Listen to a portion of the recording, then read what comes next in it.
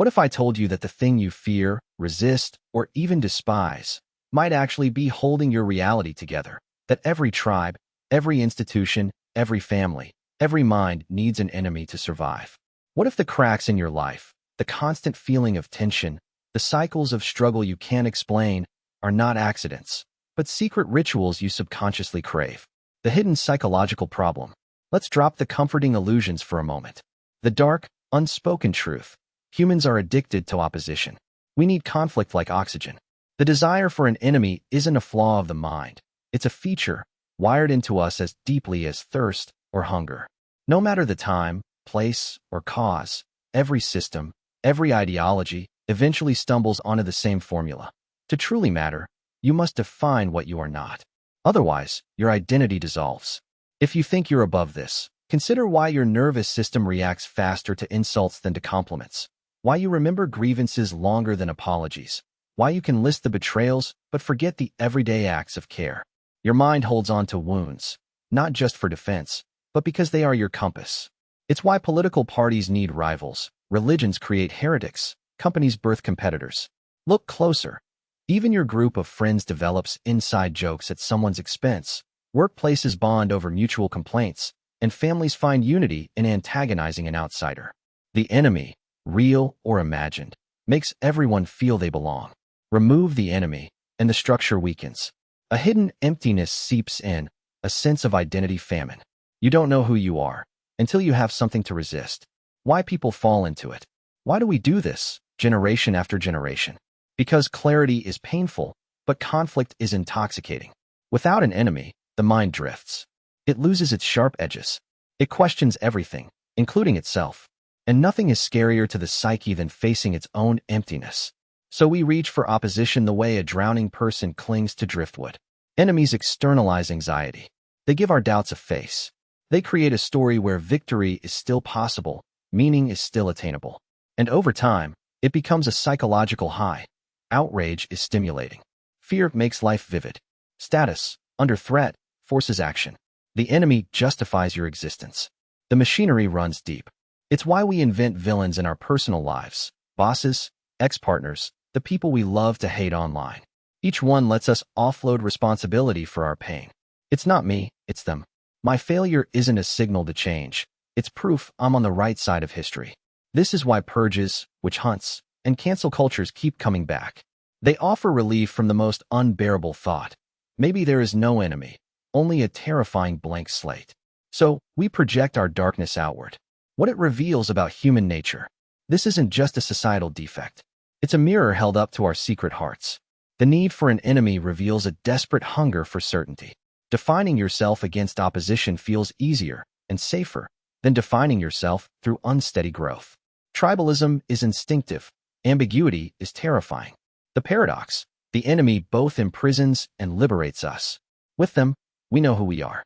Without them, we risk dissolving. Research on group psychology shows that when people feel threatened, their in-group ties grow stronger, loyalty spikes, and empathy for outsiders dies off. The inner circle closes ranks. It happens in political rallies, boardrooms, sports teams, and online communities. Subconsciously, the more we fear the enemy, the more we crave the belonging they make possible. The enemy is not just against us. They become the scaffolding for our collective, our rituals, our myths. This is why peace is always fragile. The truce never feels as real or as alive as the confrontation. Losing the enemy leaves us lightheaded, unmoored. But here's the twist. The enemy isn't always real. Sometimes, the greatest conflict is internal. Your inner critic, your shadow self, the voice that whispers you're not enough. These become enemies that give your suffering a sense of order. Self-sabotage is a private battlefield. Shame becomes the familiar adversary. The invisible costs of enemy addiction. Here's where the story darkens even further. The psychology of needing an enemy traps us in cycles that feed our pain. Because if you define yourself by opposition, then victory, actually defeating the enemy, becomes disorienting.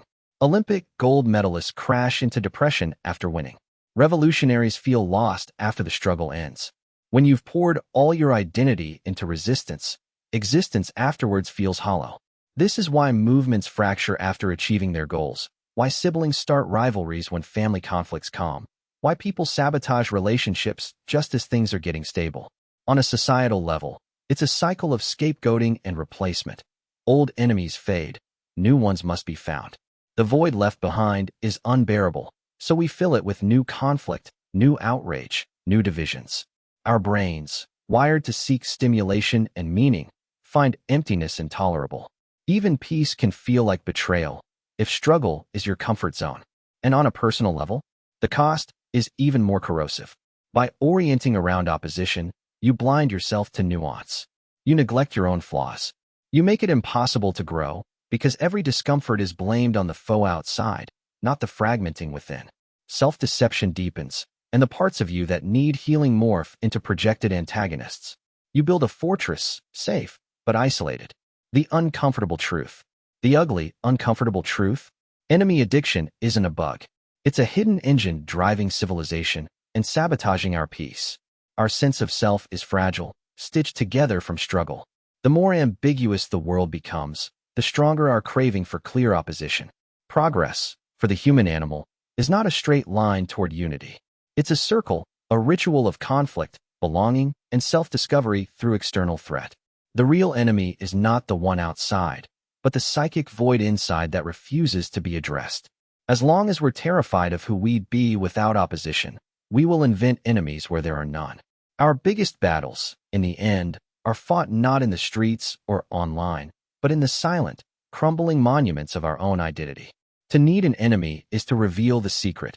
You're terrified of your own emptiness. Conclusion. What would happen if you woke up tomorrow with nothing and no one to oppose? No target for your anger, no scapegoats for your pain. Would you finally rest or collapse in confusion? Every system needs an enemy, but not for survival, for reassurance. Until you know who you are without opposition, every peace will feel temporary, every silence haunted by the ghosts of imagined threats. Maybe here is the real hidden perspective. A sane mind doesn't just resist its enemies, it learns to live without them. But how many of us are truly ready for that kind of freedom? Or are we all, in secret, afraid of who we'd be if the struggle ended and all that was left was us?